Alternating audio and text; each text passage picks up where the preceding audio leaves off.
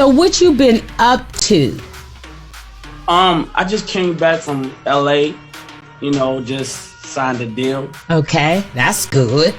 Yeah, working on music right now, getting everything off the ground right now. So I just been traveling, just got back, Well, that sounds good. So can you tell us who you signed with, or is it a secret until they show and prove? Because, sometimes when we step up, and don't quite know what the journey's going to be, we're a little apprehensive about telling the story. So if you don't want to say it, that's good. But if you do, let's do it. I'd rather wait. Okay. I'll let everybody know when the album and everything and the single is ready to be pushed, Right. Yeah. Right. So that's good. Anxious for nothing. Yeah, it's big though. It's real big. Oh gosh, I can't wait to hear all about it. So tell us a little bit about how you got involved in music and hip hop. I started at a young age. I got involved at a young age where I was probably like 10 years old. And I don't know if you remember, but with back in the day, we used to clean up singing a cleanup song. Like the clean up, everybody clean up. So we used to do that, but instead, like me and all my brothers, we'd turn on a beat, and while we would clean up, we'd start just like taking turns freestyling in a circle. And ever since then, I used to, like my brother here used to kick me out of his room. I'd go in his room, start making songs, and then try to beat him before you get back home. And I just been doing music since then. Like I've never stopped since then. Wow. So that's what I mean. Sometimes it just gets in you and that's what it is. So it's just so cool that you discovered that early and you trust that and you've been following that path to now. So kudos to that.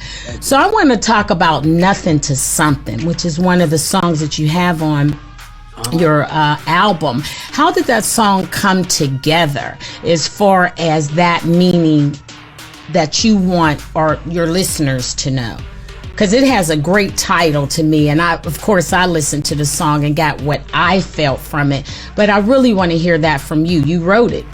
Yeah. So Nothing to Something came from, I really came from nothing.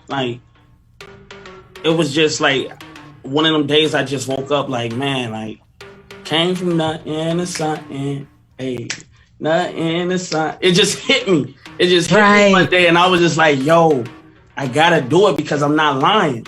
And I always seen it. Like I used to talk to my team and we used to have long conversations and we will always think we already made it. Like we would put our mind in that nothing to something because it was like, even if my something ain't as big as somebody else's something.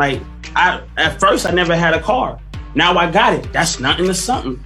Yes. At first I was living in my car. Now I had an apartment. That's nothing to something. I didn't have a mic or a studio. Now I got a mic in a studio. Nothing to something. I didn't have an album at first. Now I have an album. And it's the last song. That whole thing. Nothing to something. That's why it's the last song on it. So, it was that's just really how it came about. Yeah. So basically, you had an opportunity to, through this song, it sounds like, take your circumstances of what you've been through, your life struggles, and be able to realize that starting out with nothing, right? Yep. And then being able to use that for your motivation. Like I have nothing now, which means I have nothing to lose, which I have no other reason but to go, and that's what I got from Nothing to Something. And it's really, really an awesome song, dude. Thank you. So you came over, you overcome a struggle on that. Now I gotta ask you, you got these two lines on your cheeks. Now, in our culture, does that mean 2 strikes? You only need 1 more strike, or you know what I mean? Nah. What's the symbolization of that? Yeah, it's basically like my brand logo. So it means we are equal.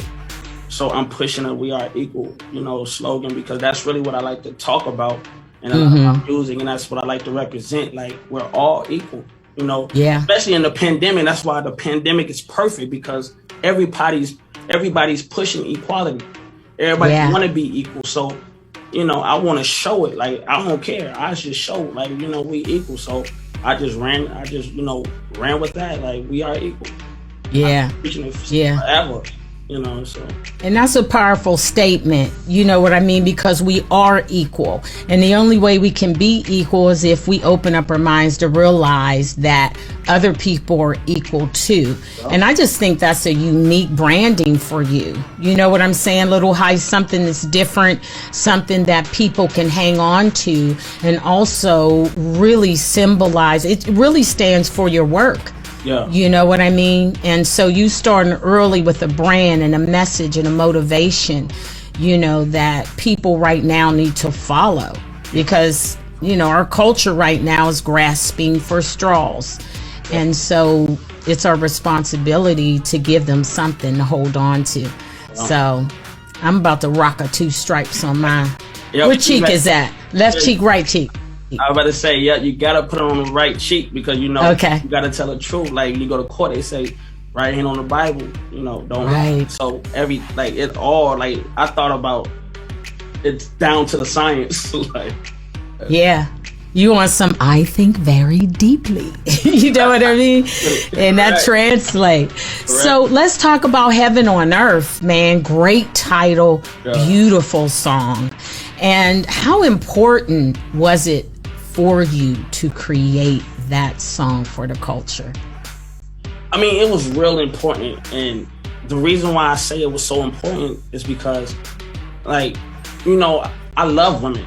I love my women and queens, you feel me? So I want to make a song to show how much a woman can really, you know, like, how much she really means. Like, that's heaven on earth. You know, the Bible talks about when you find a wife, you find yourself a good thing. Indeed. You find yourself a woman, you find yourself a good thing. So might as well uplift them while they, you feel me, while they here. Come on. Yeah. So it's like, you know, that's why I put it out like that.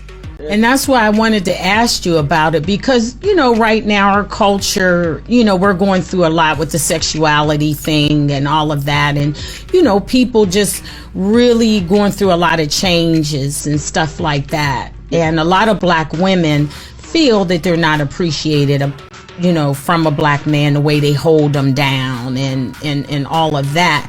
So when I heard this song, I just said, wow, you know, Lil'Hyste is so deep and so complex in terms of how you get the message across and how you motivate people through the message. Not in a corny way, like ABC 1, 2, 3s, but it's using the grit of rap, the overcoming that we enjoy so much in this game. And you implemented that with the fact of bringing beauty and bringing the realness. Like, we gotta accept our queens too, you know, we just can't skip over them, you know. And so, I mean, I really appreciate that, and I know the women are going to love that song. We need it so desperately right now to continue to hold up our Black men. You know what I mean? This is a dance. I need your hand and you need mine. Yeah. So rock with me. Correct. You know what I'm saying? It's like, come on, man.